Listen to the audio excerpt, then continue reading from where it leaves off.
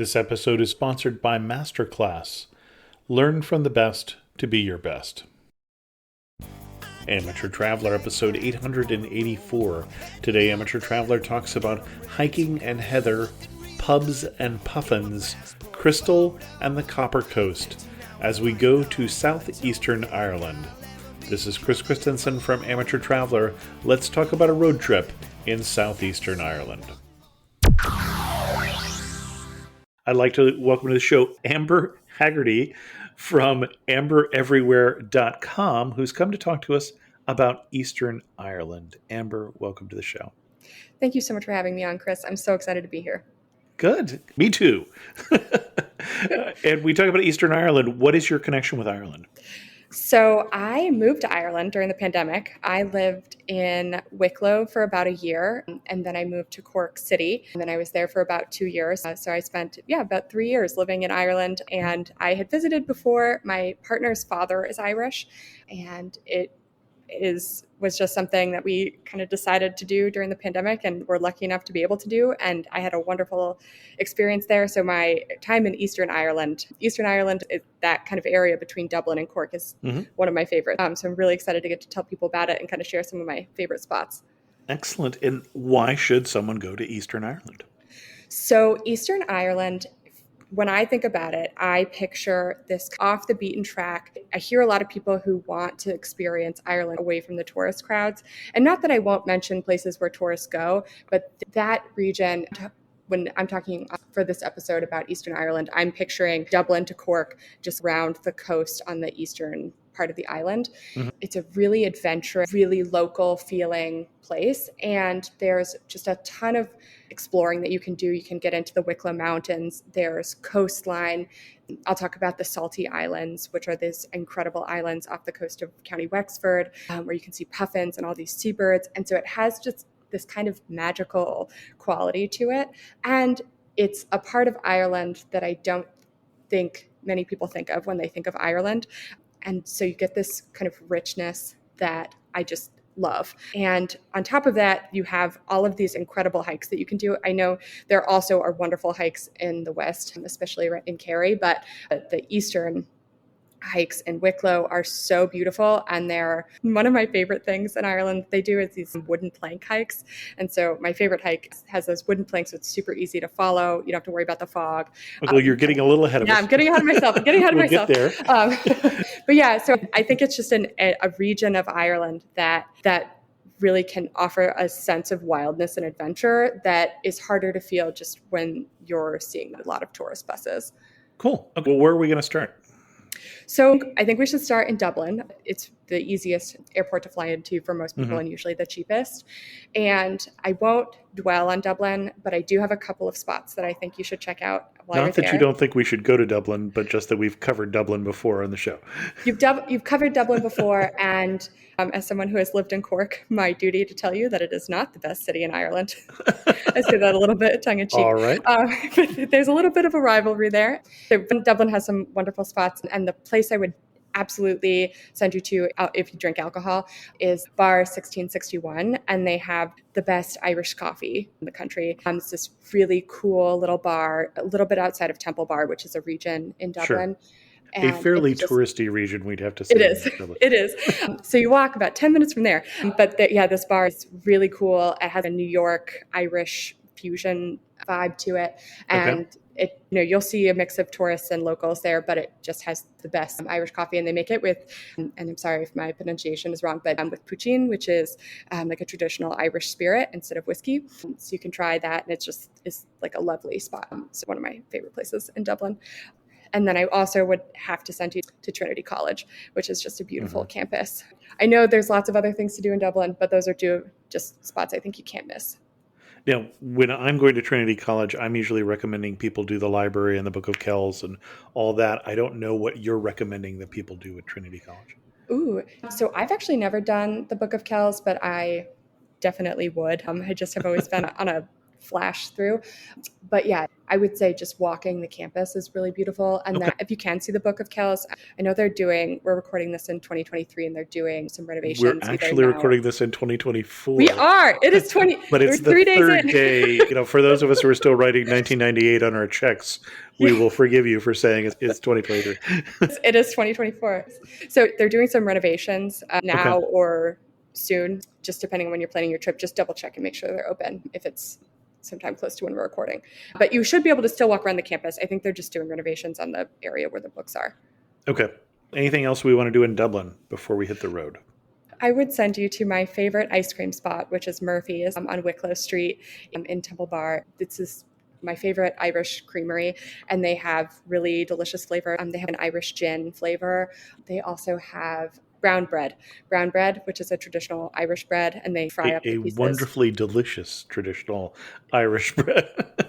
And if you're like, I don't know if I want to try the bread, try the ice cream of the bread. So, okay. Yeah, well, you definitely ought to try the bread anyway, but as often as possible. Okay, I thought this was the one. This is the one that started in Dingle. So I love their sea salt and caramel ice cream as well. I am a butterscotch girly, but they have a lot of great flavors. Fair enough. But yeah, they're so nice. They're worth a stop, and it's a little bit expensive, but I think it's really worth it. And I'm pretty sure they use all Irish ingredients or heavily Irish ingredients. So it's a really local charm. And they started in Dingle, which is also a wonderful place to go, but outside of the scope of our episode. We've got another episode to talk about Dingle. Love the place, but that's not what we're doing today. Exactly. Excellent. Anything else in Dublin? There's lots, but I think I'm going to cut it off there. Okay. And then are we going to rent a car or get around by public transportation on your itinerary? Thank you so much for asking. This is a car itinerary. This is a road trip. Oh. So this part of Ireland, I would venture to say, would be almost impossible without a car.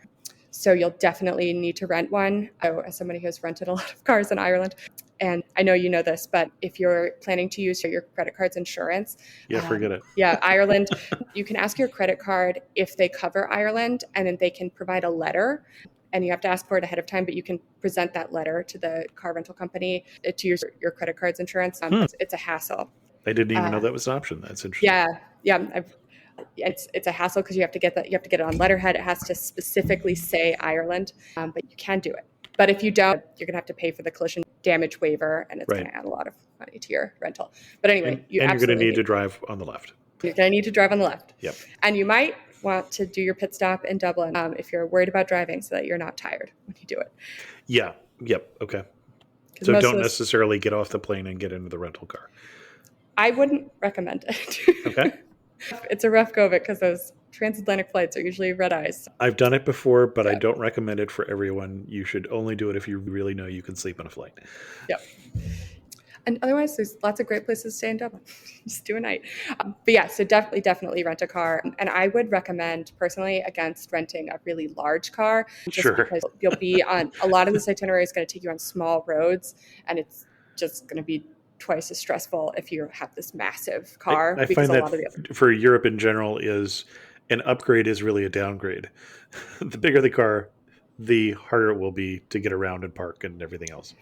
Yeah, I have never respected a group of drivers more than the people navigating those Irish roads where they'll wait for each other, and it's a very collaborative process driving in Ireland. Okay. Rent a car, and then you'll head south of Dublin. The first place I want to take you is to Bray. So Bray is this coastal city. So it'll feel like a suburb of Dublin because it's just south of the city and it's connected by a train. It is in County Wicklow. And so Bray, along with Greystones, are these two coastal cities, towns that run along the Irish Sea. And they are connected both by a train line and a cliff walk. So you can hang out in Bray. Bray has a really cute main town, and it also has this historic McDonald's, if that's your thing, if you want to check out a historic McDonald's. It's in the city. It's in like an old, I think it's a town council building or something. But anyway, there's a historic McDonald's. But then that's a quick stop. Most of Bray is along the seaside. So they have this big promenade, and you can walk along, and you'll see people swimming throughout the year, really.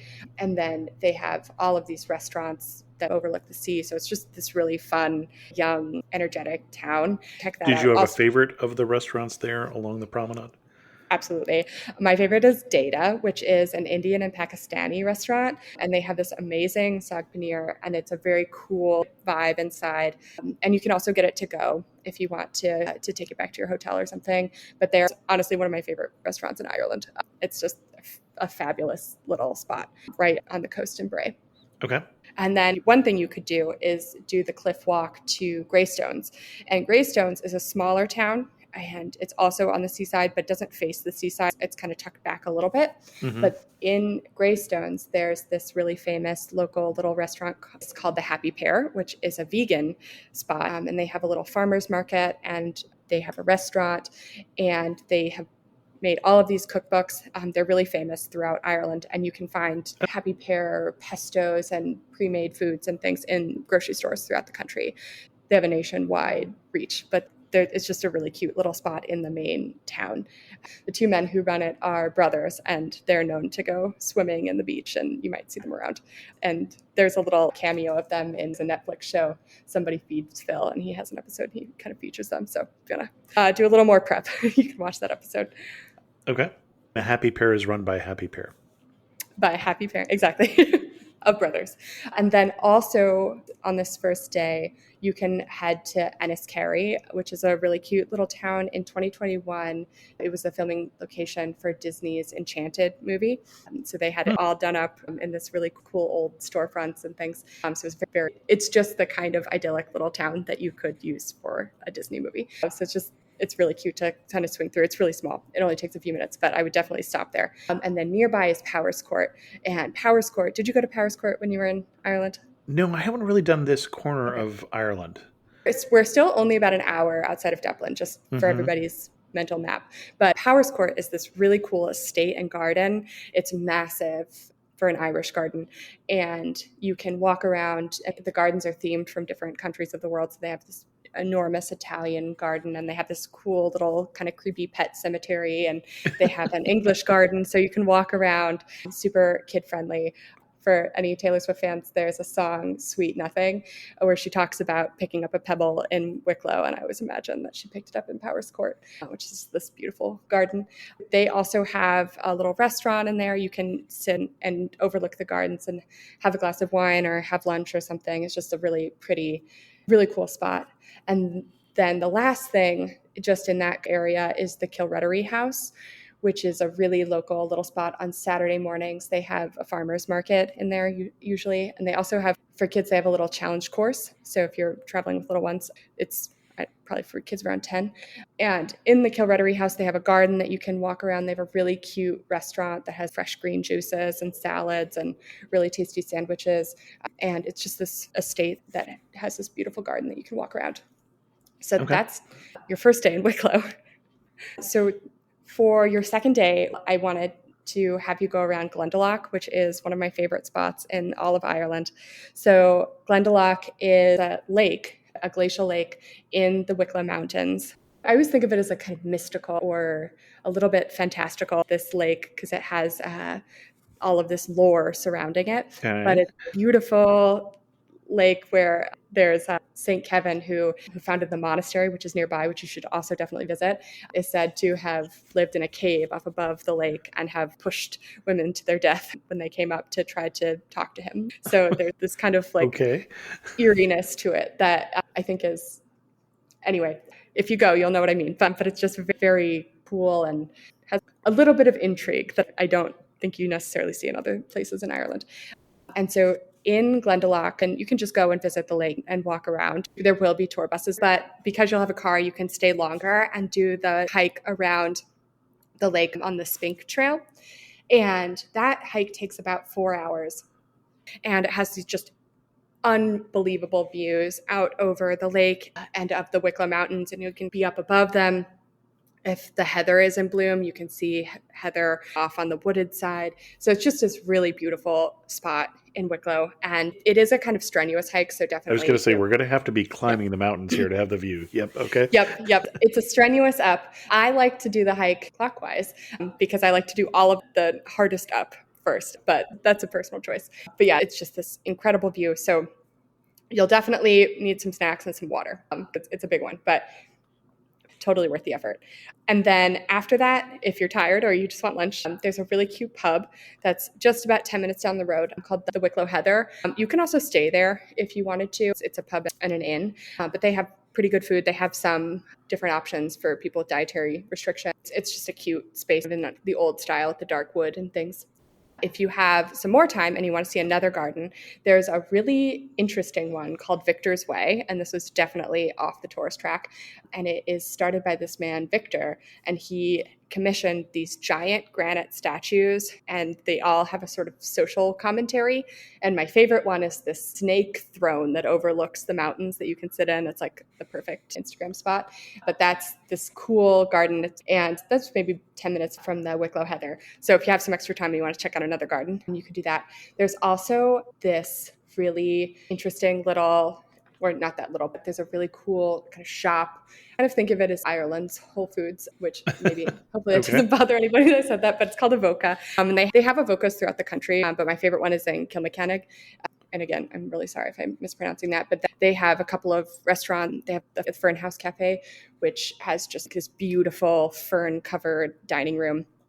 It's not super pricey. It's just a really beautiful place to sit and have lunch. So you could, it's backtracking a little bit, but you could go back up there. Or if you want to do some more hiking, another really local spot is Trooperstown, which is this kind of gentler mountain. So this would be way more appropriate if you wanted just a gentle walk. The only thing is that the trails in Trooperstown are not marked. So if you decide to do that, just make sure you pin on your phone where you parked your car. And I would park definitely in an actual parking lot. And that way, if you ran into somebody, if you got lost, you could ask them and they could help you get back. Because they're just the trail look like sheep trails, and the sheep trail kind of looks like the actual walking trail. So you can get a little turned around, but that is full of heather. So if you go and the heather is in bloom, I would say. When is the heather in bloom? Usually spring? The heather blooms in Ireland in June to September. They're just this beautiful light purple and green blanket. So it's just stunning. So if you go when the heather is blooming, you'll see it on the hillsides. It just has light purple hue. Anyway, Trooperstown is just covered in heather. So that's a perfect place, and you can get down in it. And it's just a very fun place to visit. Throughout any time of the year, really, that's a great year-round spot, but especially when it's blooming. And then the last little spot I wanted to tell you about is the Clare Vale Woods. So this is just a super local little walking spot, but if you want to see where people just go for a walk in the woods, Clare Vale Woods, it's a really flat, easy trail just following the Avonmore River, and it's really beautiful. And that's just something you won't see another tourist there. That's just a really local spot. So if anyone wants to just kind of see where people go on their Saturday afternoons with the family, that's the place where they like to go in Wicklow. And then one idea I wanted to share. So on my most recent trip to Wicklow, because I had moved to Cork, I glamped, and it was my first time doing glamping in Ireland, and I loved it.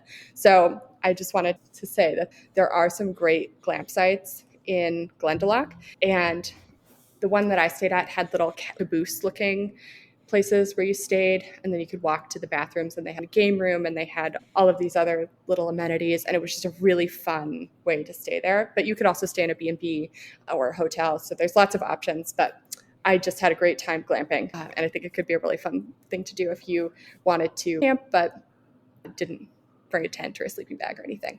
And what was the name of the place you stayed at? The Clisman Horse Caravans, perhaps? No, the Green and Maze has glamp sites, and you can book them. I book them on Airbnb, but you can also book directly through their website, and they have an actual maze and a labyrinth that you can walk. So it's just a really cool spot. And a labyrinth where you can't get lost, and a maze where they hope you will. Yes, exactly. And the maze is very kid-oriented. So there's like big posters of different bugs and things. They have a nature walk and things. The maze is definitely a kid thing. But still, we just went as a group of adults and loved it and thought it was really fun. I would say it's for anybody. Okay. Perfect. And so that is the Wicklow portion of the itineraries. Now we're getting into some road tripping south. And there are some spots. Basically, you're road tripping down to Wexford. And there's some stops that you can make would be in Wicklow Town. So Wicklow Town is south. It's pretty far south in Wicklow. And they have a jail there that you can visit. And it's actually was started construction in 1702, so it goes back really far, and it has all of these ties to Irish history.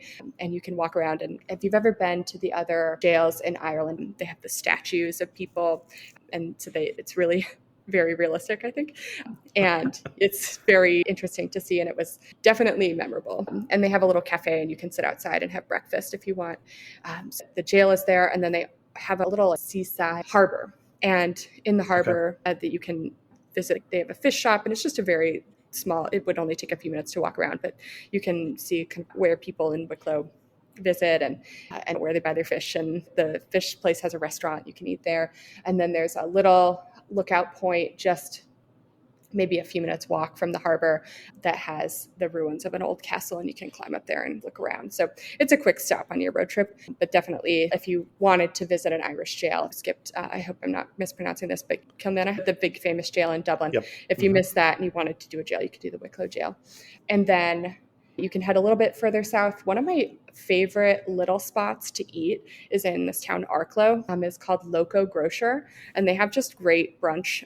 They're the kind of place that doesn't have the most predictable hours. So definitely look about when your ETA would be, because they're closed certain days of the week and things. But if they're open, they're a great place to grab food. And they have a lot of gluten-free, vegetarian, vegan options. They're just a great spot to stop on your way down. And I'm going to guess that, Amber, that you are gluten-free or vegetarian or something, or are you just... I'm vegetarian. Okay. Yeah. Yep. And I have often traveled in Ireland with people who are gluten-free. So it's very tough. Got it. That would be a great stop in Arklow. There's also a beach in the south of County Wicklow called Bay, which is this fabulous little local beach. And if you park in Bay and then the tide is out a little bit, you can go around. You'll know what I mean when you get there, but there's this place where the rock juts out into the ocean. And if the tide's low enough, you can walk around it. And there's a secret second beach there, which is the most beautiful part of the whole area. And so you can sit there, and if it's a really warm day, you can swim in the ocean, or otherwise you can just look at it. But if you visit in October, I wouldn't necessarily recommend that stop. It might be too chilly. But yeah, in the middle of the summer, it's just a really beautiful spot. When would you recommend coming? We've talked about when the heather's in bloom, for instance, but is there any particular time of year you think would be the optimal for this itinerary? So I would definitely recommend this itinerary April to July. And the reason is a lot related to one of the later parts of the itinerary in the Salty Islands, because that is puffin season. Okay. So I would try to plan it around that if you can. And April to July, you'll have longer days and warmer weather, so it's just a little bit nicer. But my absolute favorite, if you have full freedom to plan your trip to Ireland, I would try to plan this trip in late May. And there's a week in Ireland called Leaving Certs Week, and it's this really stressful week for Irish teenagers because they're finishing up their final high school exams. And famously, the week before they take the exams, so the study week for that, is beautiful weather in Ireland to lightly torture them. So if you can figure out when Leaving Cert is, might get to experience Leaving Cert weather, which is just the most beautiful weather of the year. And it's when all of the seniors in high school are studying. But late May is right before the tourist season really picks up, so you might get some deals on your car and your hotel. Irish weather is never predictable.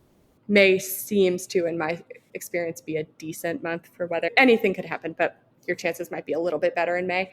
And like I said, the prices might be a little bit lower. Okay. The other stops you can make on your way down, you can drive through, you would have to make a little bit of a detour, but you could drive through the Wicklow Gap, which is just a really beautiful road that goes right past Glendalough and through the Wicklow Mountains. It would be a detour, so you'd have to cut back to the coast, but it's really beautiful. And one other stop that you can make on your way down is in Wexford City. And you could also stay in Wexford City for this itinerary if you found a spot. But in Wexford City is the National Opera House. So if you wanted to see Irish live performance, you might be able to catch something there. Personally, I wouldn't spend a ton of time there, but you could make that stop.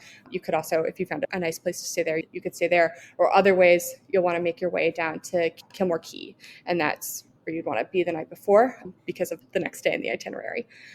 And if you like opera, I would say you might also consider the Wexford Opera Festival.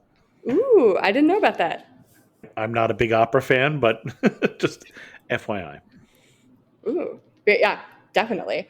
And so the fourth day of this itinerary is one of the things I'm the most excited about, which is visiting the Salty Islands. So for many years, I had dreamed about seeing puffins. I had been to Iceland twice, actually, and didn't get to see them because of where we ended up going. And I knew that they were in Ireland. I had tried to see them at the Cliffs of Moher. So it's a little bit of a personal saga to try to see the puffins. So we went in April and got to see them last year. So the Salty Islands are these really cool islands off the East Coast, and they're totally worth seeing if you have any interest in birds at all. So these islands are privately owned by this man who, when he was a child, his name was Michael, and he decided when he was young that he wanted to be the prince of the Salty Islands. And so that was his dream, and then he did it. So you can go, there's a Salty ferry that runs, I think, twice a day during the high season. And they don't run year round. So that's why I was saying you want to definitely plan this itinerary to see when they're open. But they'll run those ferries, I think, twice a day. And you can take it out. It's only about a 20-minute ferry ride. But the ferry, they're pretty strict about the rules. Don't be late and book ahead of time and all of those things. But you can take this ferry out. It's a wet landing. So it's not appropriate for people who have mobility issues. And I was really confused by what wet landing meant before we went. It's right there in the name. Yep. Just think ankle deep water. It wasn't scary, but it was a little bit adventurous. And so you get off and it's this mostly uninhabited island, and you can walk all around it. And they have, I think, over 200 species of seabirds, including puffins. And there's just these incredible cliffs with these puffins are really goofy looking birds up close. They're really cool. And if you sit really still, they might waddle up towards you. And you'll see people with really serious photography equipment, like multi-foot long lenses. It's just a really cool experience to get to see all those birds. And they also have gannets and razorbills, and it's the most fascinating seabird life that I've ever seen. The ferry is not very expensive, and you won't see a lot of other tourists there. It's pretty limited because the only way to get to the island is these ferries, and they only run 2 a day. So now, it's just the last really cool. time I was on a ferry, it had multiple different dining rooms and a place where a store and multi-levels and cars. We're not talking about that, are we? Nope. This is a little tiny boat, and I think it holds maybe 10 people, 12 people. So do I need to book in advance if I'm going to do this ferry? Definitely. I would definitely book in advance, and they're not very flexible, so you won't be able to change it. So once you know that that's when you can go book it, but it's a plan around it kind of part of the itinerary. Well, that's why I asked when I saw a picture of the boat. I'm like, I had a very wrong mental model here. And also if anyone gets seasick, one of my favorite things, they're called PSI bands, and they're just little bracelets you can put on. And I swear they help. They don't work for everybody, but I get really seasick and they totally help me. So I never get on ferries without them, especially because the Irish seas can be kind of rough. Though the ferry ride's not that long, so you'll probably be okay. But it can be pretty choppy because it's not a big boat. Yeah, and they just put pressure points on your wrist. That's what the bands do, yeah. Exactly. I have not used them. I don't tend to be one who gets seasick, but I've had friends who swear by them as well. Oh, they are never not in my backpack. The best $10 I've ever spent. So the ferry goes out and you can see the islands, and it's a set amount of time. So I think you get maybe 3.5 hours on the islands. Bring your rain gear because there's no shelter. It's just you out there. So bring snacks, water, whatever. And then the ferry will take you back. And it's really a really cool experience. And to me, it felt just like one of the most special things I've done in Ireland and maybe in Europe. It was just a really cool experience to get to be one of a small handful of people wandering around this island it's actually a bird sanctuary. The government has several initiatives to keep the birds healthy, and it's a really cool thing that Ireland has. So I definitely recommend going if you can. And then when you get back to Kilmarquee, one of my other favorite things to do in Ireland that is definitely not touristy is to do a sauna. So in Ireland, these saunas are popping up. And so they have mobile saunas that they put up by the ocean, and you can sit in the sauna and then run out into the ocean. And it's the Atlantic or the Irish Sea. It's cold. So you can sit, get really warm, and then run out into the ocean and go back in. And people in Ireland love to swim in the sea. So it's a really local thing. You'll probably get to talk to locals while you're doing it and be sauning together. So it's just a great way to get to know them. And If you have any passing interest in saunas, it's one of my favorite things to do. I never don't take my visitors to the sauna if they're up for it. So there's a sauna in Kilmorkey called the Salty Sauna. They have others throughout Ireland, but that just would make the most sense in this itinerary in terms of a place. This episode of Amateur Traveler is sponsored by Masterclass. I've talked to a lot of amazing people on this podcast, and yes, I'm including Amber in that list. But if you're like me, you want to go deeper. So where can you learn from the most remarkable people? That's Masterclass. And this is one of the things I've enjoyed about the different classes that I've done with Masterclass, whether it be the Art of Negotiation by Chris Voss, who's an FBI negotiator, or watching the class by Steve Martin on comedy. There's something very unique about this offering.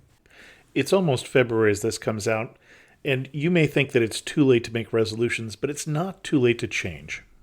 Don't just talk about improving, be the person you want to be, and learn from the best to become your best with Masterclass.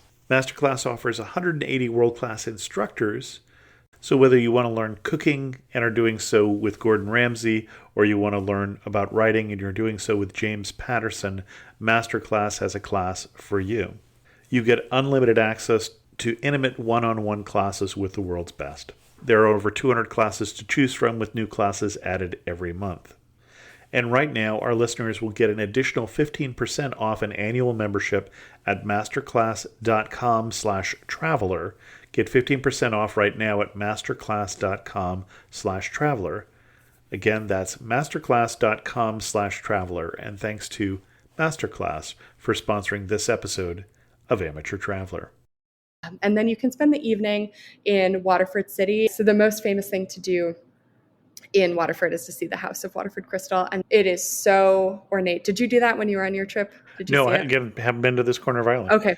Yeah, they have just unbelievable things made out of crystal. These enormous statues are just very ornate things made out of crystal, like chess sets, and I think they had a Super Bowl trophy, just all of this really ornate stuff. And then lots of touristy or souvenir style things that you can buy. So you can buy a shamrock or a dolphin or whatever made out of Waterford crystal.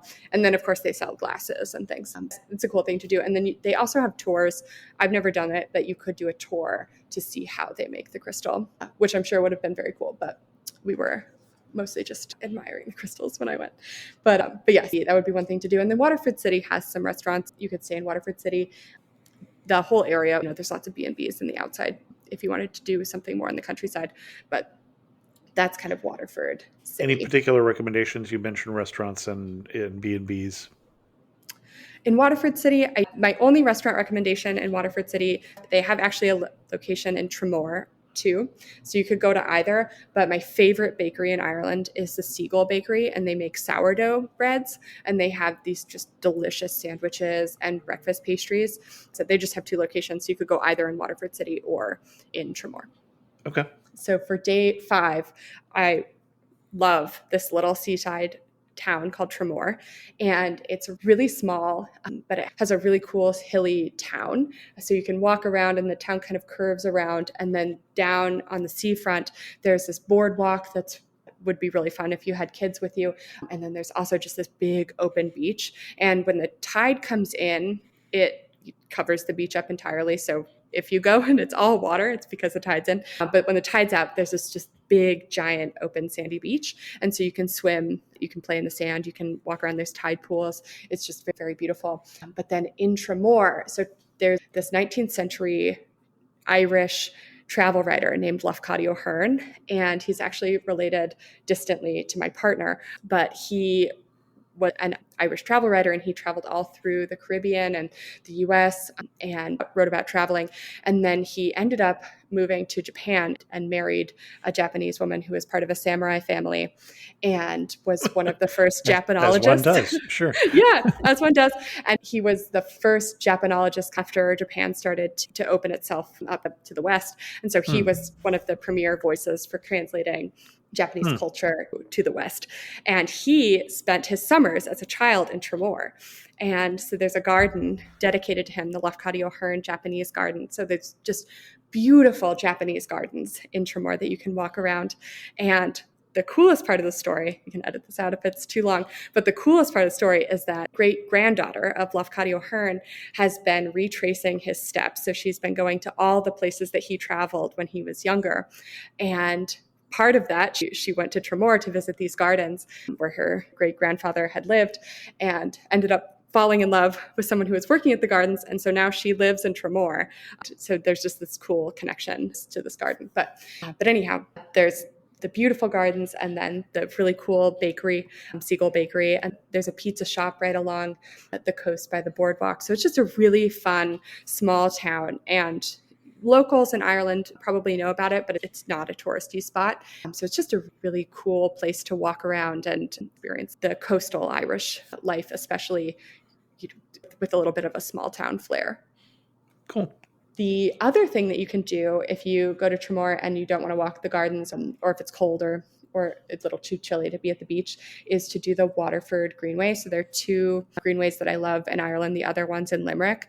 But in Waterford, they had this old train line, and they took the train line and they paved it to make this really long greenway so you can walk or cycle it, which is, again, if you wanted to do something active that's really has some really beautiful views. They have some aqueducts that go over parts of the landscape so you can get views from above. It's got otherwise this greenery, very Irish feeling. It's very overgrown, beautiful green tunnels that you can get. You could walk, or you can rent bikes at different points along the greenway, and then you can cycle part of it, cycle back to your car. So that would be a really cool way to get in a little bit of cycling and kind of see something that even not a lot of people in Ireland do. So that is a really cool stop. When you say walk it, it's 46 kilometers. So I see why you're recommending bikes if you wanted to do a good portion of it.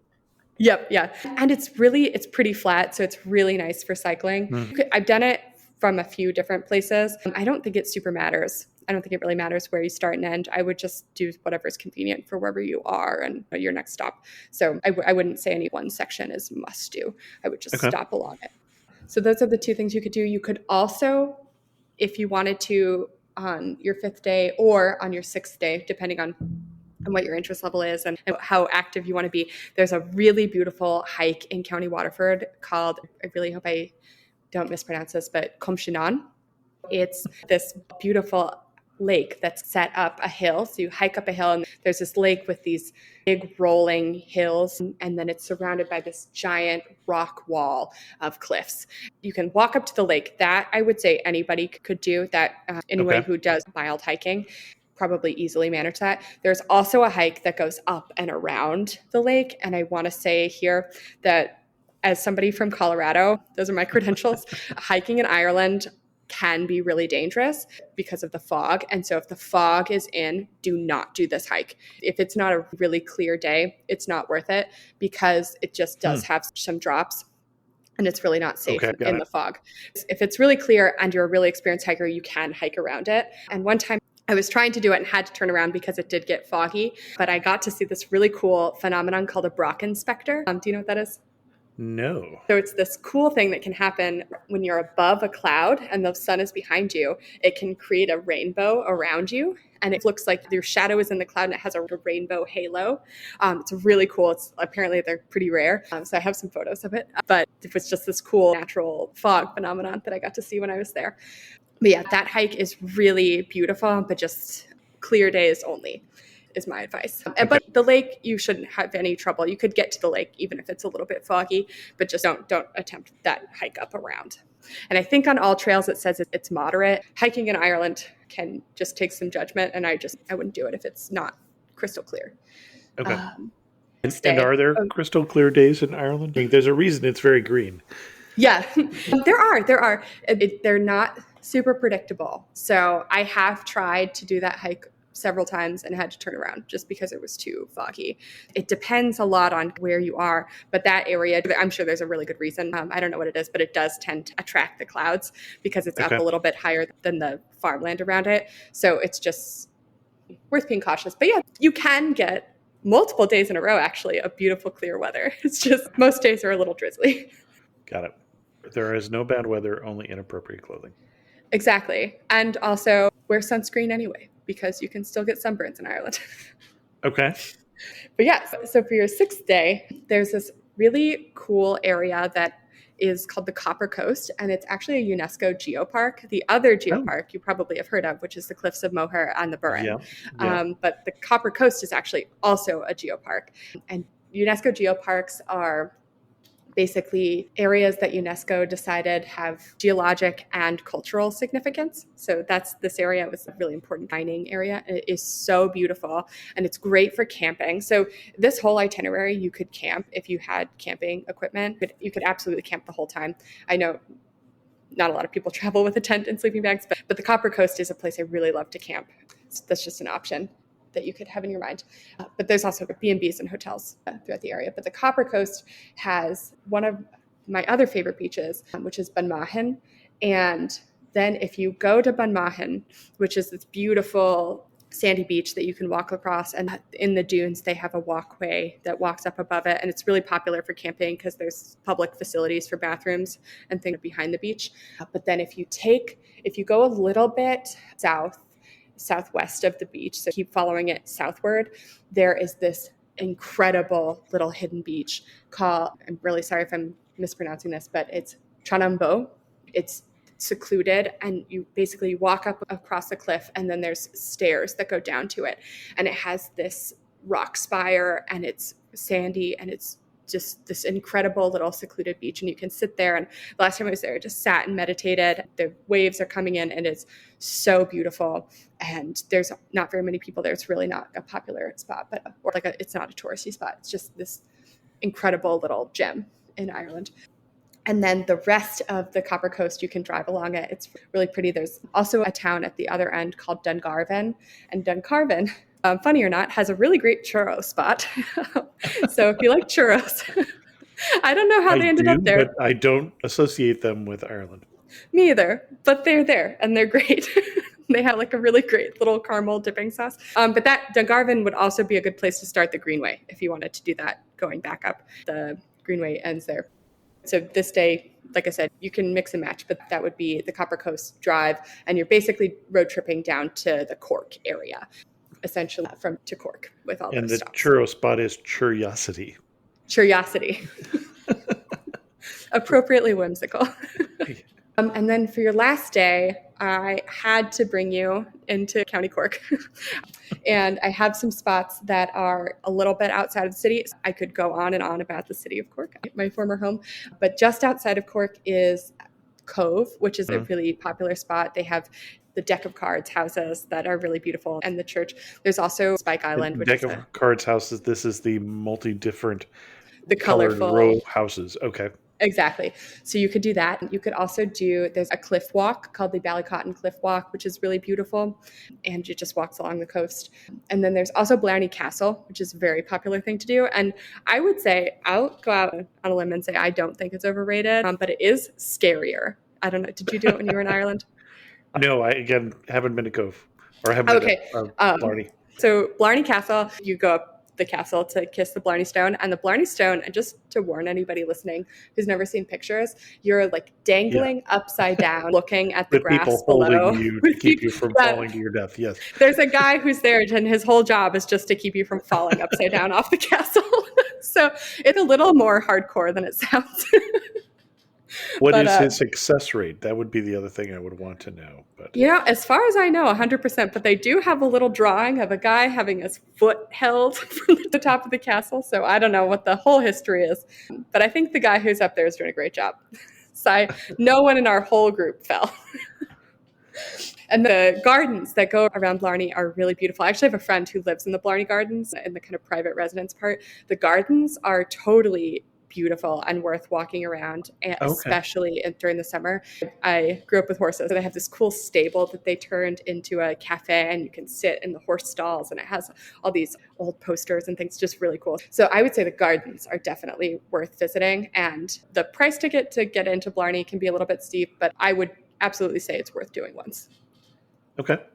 And then the last thing I would say is just to take you into Cork City, a couple little spots in Cork that I have to sneak in. It's like she thinks that I'm not going to allow this.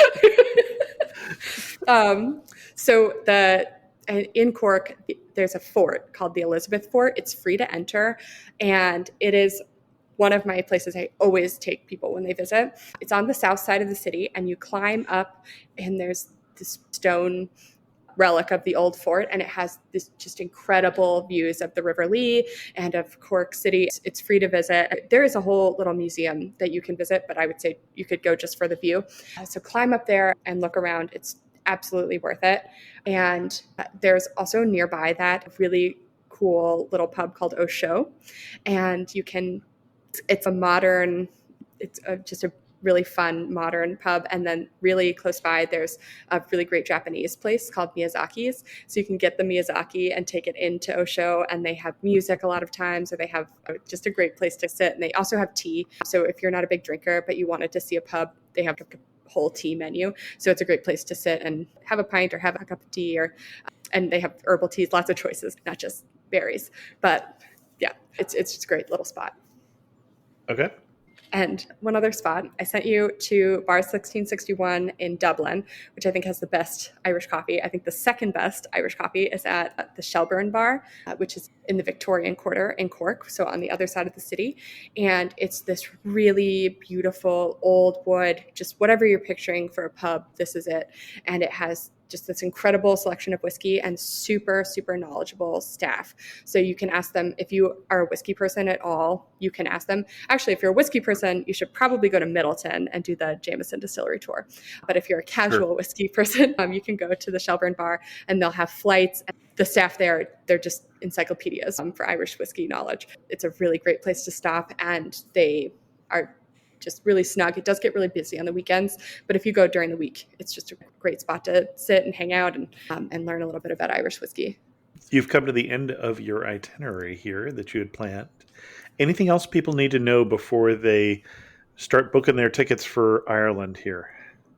So one thing that I always tell anybody who's coming to visit me in Ireland is that it is probably going to be chillier than you're expecting.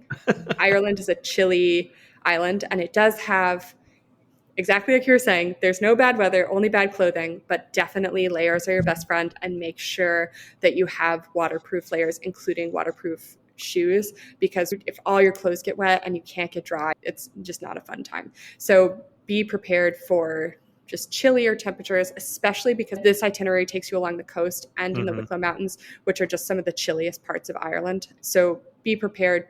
Even in the summer, I usually bring a down jacket and a raincoat and wool socks. And you might not need it. You might be overprepared, but I would say it really can be chilly, even in June. I have photos of myself and a friend sitting with beanies and sweaters and blankets outside in June. So it can be really chilly throughout the year. So just be prepared. And if you need to, you can always buy a sweater or something. You know, you're not going to freeze to death. It doesn't get that cold, but it can be uncomfortably chilly, even in the summer months. Excellent. As we get to our wrap-up questions, you're standing in the prettiest spot in, really, we're doing Southeastern Ireland. Where are you, and what are you looking at? I am at the top on the boardwalks of Glendalough, looking down over the lake and looking at the mountains, and there's just the Wicklow Mountains all around me, and I can see them all. And are they covered with heather? They have some heather, they have some trees. The heather spot is really in Trooperstown, but there's a little heather around. You'll see some. Yeah. Got it. One thing that makes you laugh and say only in Ireland. Oh, that's a great question. Oh, I want to get a good one. Hang on. Okay. I'm talking about a specific spot. There's a specific spot on the drive from Cork to Wicklow. Okay. Where there is a golf course. And for some reason, the road goes right through this golf course. And for some reason, it's covered in sheep. They're just sheep. There's no fences. A lot of times you'll see sheep that jump the fences and they're along. This is an area where there are no fences. And there just are sheep that just wander up and down this big green area right along this pretty central road. It's not a motorway, but it's the road that Google takes you on. And it's just maybe a mile where you just have to drive really slow because for some reason you go through a sheep farm that also looks like a golf course. Now that I'm saying that it's a golf course, maybe it's not, but it's manicured like a golf course, only in Ireland. And if you had to summarize this region of Ireland in just 3 words, what 3 words would you use? I would say wild, enchanting, and understated. Excellent. You came prepared, I can tell. Usually that part of the show is edited more heavily than just long pauses as people think about these. Our guest again has been Amber Hagerty from ambereverywhere.com. And Amber, if we want to send people to your website, to your best post on Southeastern Ireland, where are we going to send them? I have a post about visiting the Salty Islands, and they're just one of the most special things I've done in Ireland. So I would say if you're interested in visiting this region, I would definitely check that post out. Excellent. And I'll put a link to that in the show notes so that people can find it. Amber, thank you so much for coming on Amateur Traveler and sharing with us your obvious love for Ireland. Thank you. It's been so much fun to just get to share my favorite parts of, I know the West and other parts of Ireland get a lot of love, and I love them too, but this is just a really special part of the country, and I'm really excited to get to have shared some of my favorite spots. Special thanks to the patrons of the show who help support Amateur Traveler financially. If you're interested in learning more about becoming a patron of the show, then go to patreon.com/amateurtraveler. Also, special thanks to all of those who reached out when I had announced on the show that the death of both of my parents here in January. Your thoughts and prayers meant a lot to me. Thanks so much.